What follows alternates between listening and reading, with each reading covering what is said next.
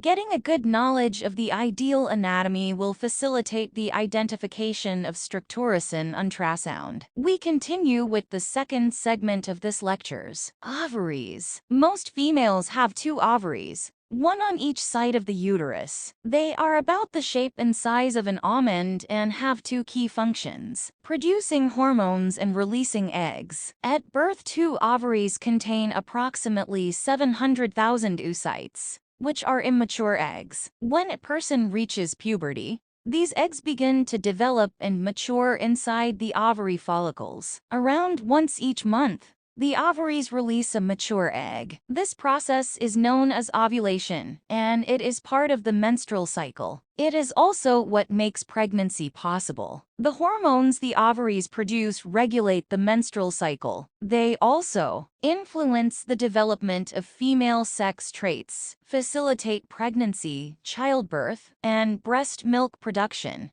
contribute to the health of the bones, heart, liver, brain, and other tissues, influence mood, sleep, and sex drive. Fallopian tubes. The fallopian tubes are passageways that carry eggs toward the uterus. They consist of several parts: the infundibulum, which is a funnel-shaped opening near the ovaries; the fimbriae, which are finger-like projections surrounding the opening; cilia, which are hair-like structures inside the fallopian tubes. When an ovary releases an egg, fluid in the fimbriae propel it toward the fallopian tube opening. Once inside, the cilia move the egg toward the uterus. This journey takes about 7 days. During this time, it is possible for sperm to fertilize the egg if a person has sexual intercourse. Most fertilization happens in the fallopian tubes. The uterus is an organ that is about the shape and size of a pear. It is also known as the womb. It consists of muscular walls and a lining, endometrium,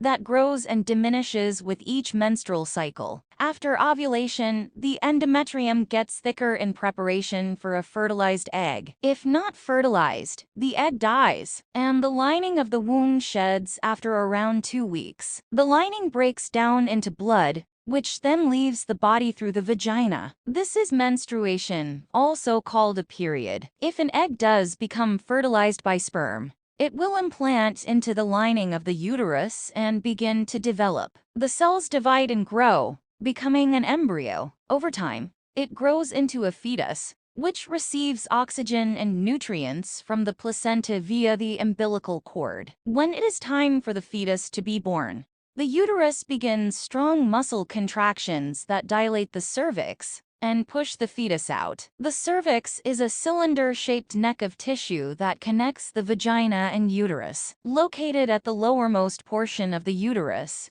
the cervix is composed primarily of fibromuscular tissue. There are 2 main portions of the cervix. The part of the cervix that can be seen from inside the vagina during a gynecologic examination is known as the ectocervix. An opening in the center of the ectocervix, known as the external os, opens to allow passage between the uterus and vagina. The endocervix, or endocervical canal, is a tunnel through the cervix from the external os into the uterus. The overlapping border between the endocervix and ectocervix is called the transformation zone. The cervix produces cervical mucus that changes in consistency during the menstrual cycle to prevent or promote pregnancy. During childbirth, the cervix dilates widely to allow the baby to pass through. During menstruation, the cervix opens a small amount to permit passage of menstrual flow. The vagina is an elastic, muscular canal with a soft, flexible lining that provides lubrication and sensation. The vagina connects the uterus to the outside world. The vulva and labia form the entrance, and the cervix of the uterus protrudes into the vagina, forming the interior end. The vagina receives the penis during sexual intercourse, and also serves as a conduit for menstrual flow from the uterus. During childbirth, the baby passes through the vagina, birth canal. The hymen is a thin membrane of tissue that surrounds and narrows the vaginal opening. It may be torn or ruptured by sexual activity or by exercise. Thanks for watching.